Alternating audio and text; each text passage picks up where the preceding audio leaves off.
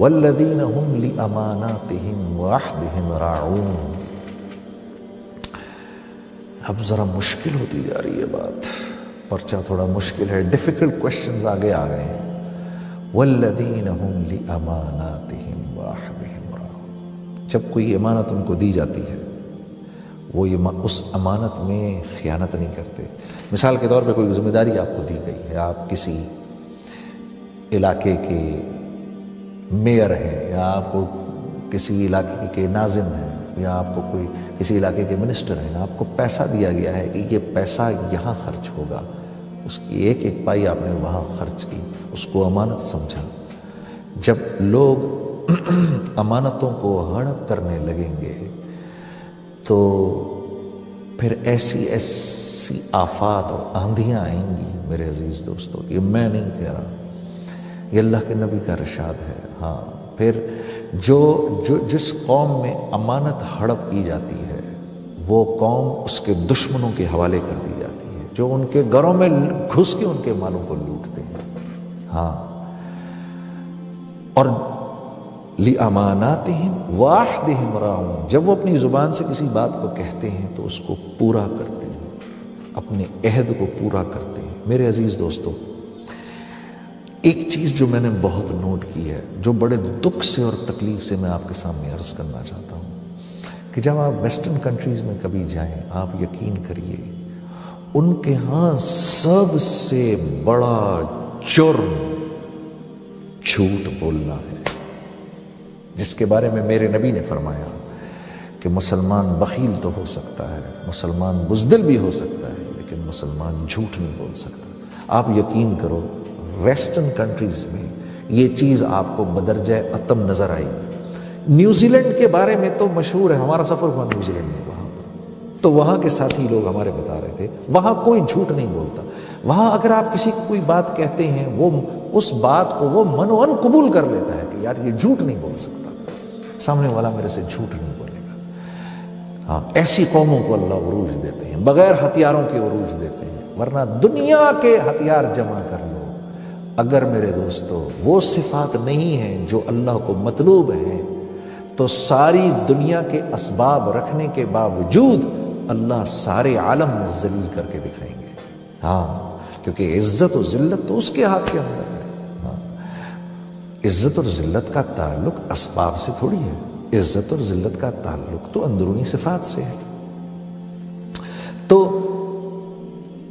اللہ رب العزت فرما رہے ہیں کہ مومنین نہ تو امانتوں کو ہڑپ کرتے ہیں منسٹر، ناظم یا گورنر بننے کے بعد، نہ وہ ان کو ہڑپ کرتے ہیں، یہ ان کو ان کی جگہ پر پہنچاتے ہیں، اور نہ اپنے بول سے پھرتے ہیں، جب ایک بات کر دی تو اس پر قائم رہتے ہیں۔ والذین هم علی صلواتهم یحافظون، اوپر بھی سب سے پہلی صفت کا تعلق نماز سے، آخری صفت کا تعلق بھی نماز سے، کہ جب اذان ہوتی ہے سب کچھ چھوڑ کر چلے جاتے ہیں، اپنے اوقات کی ایسی حفاظت کرتے ہیں۔ والذین هم علی صلواتهم یحافظون، سبحان اللہ، وہ اپنی نمازوں کے اوقات کی حفاظت بھی کرتے ہیں۔ خشوع اور خضوع سب سے پہلے ذکر فرمایا، سب سے آخر میں دوبارہ نماز کا دوبارہ ذکر فرمایا۔ ہاں، اوپر بھی نماز نیچے بھی نماز، ساری صفات ان کے بیچ میں کہ یہ اپنے نماز کی اوقات کی بھی حفاظت کرتے ہیں۔ مشہور محدث حضرت عبداللہ بن مبارک رحمہ اللہ جب انتقال ہوا تو ایک طالب علم کو خواب میں آئے، تو طالب علم نے پوچھا اللہ نے آپ کے ساتھ کیا معاملہ کیا؟ کہا اللہ نے میرے ساتھ بہت ہی احسن معاملہ کیا، مجھے معاف کر دیا، لیکن یہ میرے گھر کے سامنے جو لوہار رہتا ہے اس کے ساتھ اس کو مجھ سے بھی اونچا درجہ دیا۔ کہا اچھا؟ صبح کو گئے اس لوہار کے گھر پہ، اس کی بیوہ سے کہا کہ میں نے رات کو یہ خواب دیکھا اور بشارت ہو کہ آپ کے شوہر کے بارے میں نے یہ بات عبداللہ بن مبارک سے خواب میں سنی، تو ایسا کون سا عمل کرتے تھے آپ کے شوہر؟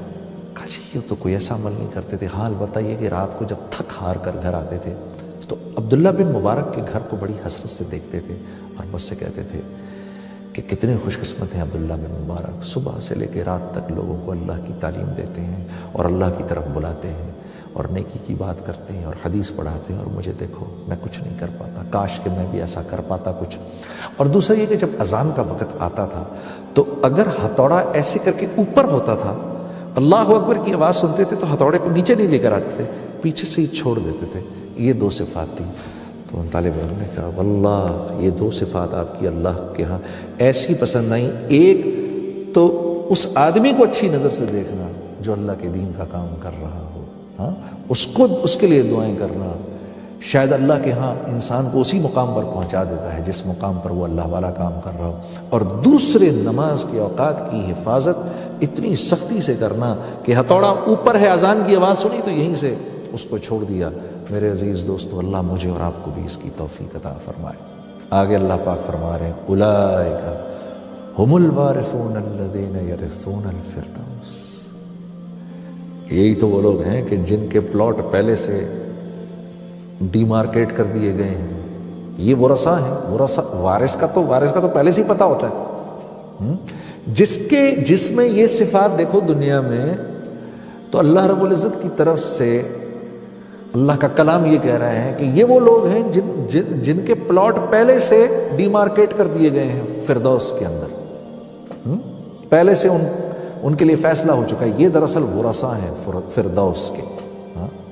ہم الوارثون الذین یرثون الفردوس ہم فیہا خالدون، وہاں وہ ہمیشہ ہمیشہ رہیں گے۔ اللہ کے نبی صلی اللہ علیہ وسلم کا بھی ارشاد ہے کہ جب بھی اللہ سے مانگو جنت الفردوس مانگو۔ اللہ پاک آپ کو اور ہم کو سب کو جنت الفردوس میں جانے کی جگہ عطا فرمائے۔ جو کچھ سنا گیا اللہ اس پر عمل کرنے والا اور آگے لوگوں تک پہنچانے والا بنائے۔ مزید اصلاحی بیانات کے لیے ہمارا یوٹیوب چینل ایمان و یقین کو سبسکرائب